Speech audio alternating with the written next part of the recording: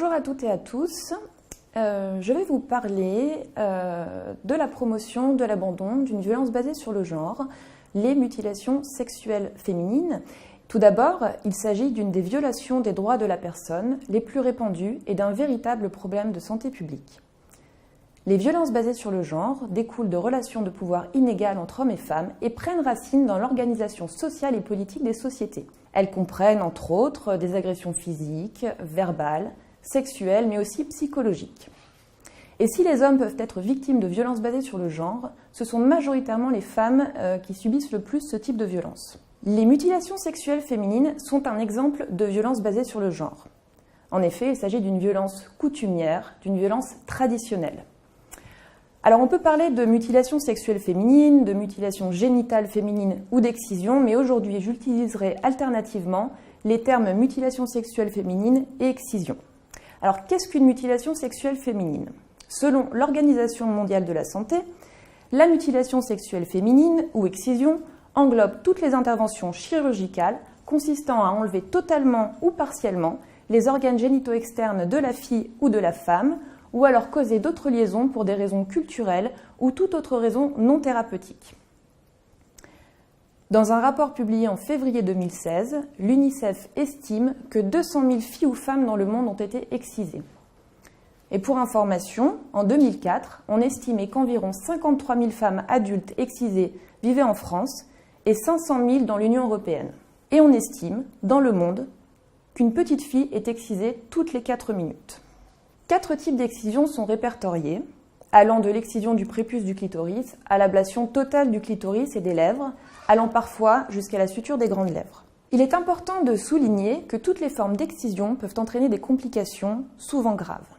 L'excision constitue un réel problème de santé publique.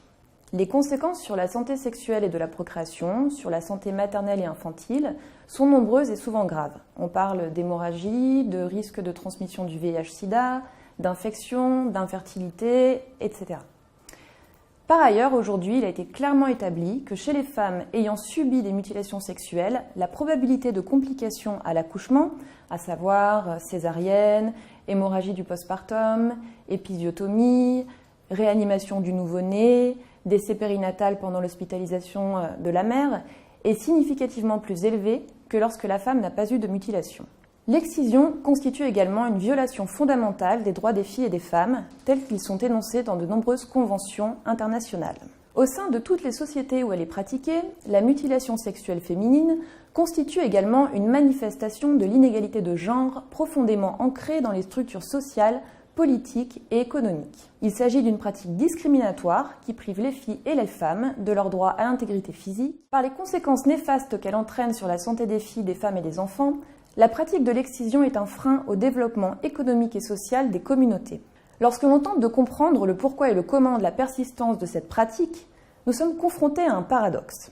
Dans de nombreux cas, les parents ou autres membres de la famille perpétuent une tradition qui s'avère être nuisible pour la santé physique et psychologique de leur fille. Cependant, ne pas se conformer à la tradition serait encore plus néfaste que la pratique de la mutilation sexuelle féminine, car cela signifierait la honte et l'exclusion sociale, ainsi que l'impossibilité de marier les filles.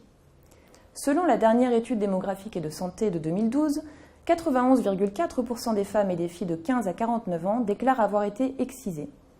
La dynamique sociale des mutilations sexuelles féminines repose sur le postulat suivant. Les familles pratiquent les mutilations sexuelles féminines pour préserver les perspectives de mariage et le statut social de leurs filles au sein du groupe où elles peuvent trouver un conjoint. En ce qui concerne le mariage et le statut des filles, ce qu'une famille décide de faire dépend des choix d'autres familles au sein de la même communauté. Une famille ne peut alors renoncer seule à la pratique des mutilations sexuelles féminines, car cela ruinerait les possibilités de mariage et nuirait au statut de ses filles. Pour changer la norme, il est donc nécessaire que l'abandon de la pratique se fasse de façon coordonnée dans toute la communauté au sein de laquelle se font les mariages. Pour mettre en place les conditions de l'abandon des mutilations sexuelles féminines dans les villages, une stratégie de diffusion du changement organisée doit être soigneusement élaborée et mise en œuvre. Pour cela, il a été décidé de s'appuyer sur 6 principes définis par l'UNICEF. Le premier principe est d'adopter une approche non coercitive et non critique, dont l'objectif premier est le respect des droits humains et l'autonomisation des femmes et des filles. Le second principe est d'impulser une prise de conscience de la part des communautés elles-mêmes des préjudices entraînés par la pratique de l'excision à travers la promotion du changement des comportements. Le troisième principe repose sur l'organisation de la prise de décision collective d'abandonner la pratique dans des villages reliés entre eux par des liens maritaux. Le quatrième principe est impulser une déclaration explicite et publique de la part des communautés à travers l'organisation de cérémonies publiques. Le cinquième principe est développer un processus de communication méthodique pour promouvoir la diffusion rapide et durable de la décision d'abandonner les mutilations sexuelles féminines d'une communauté à l'autre.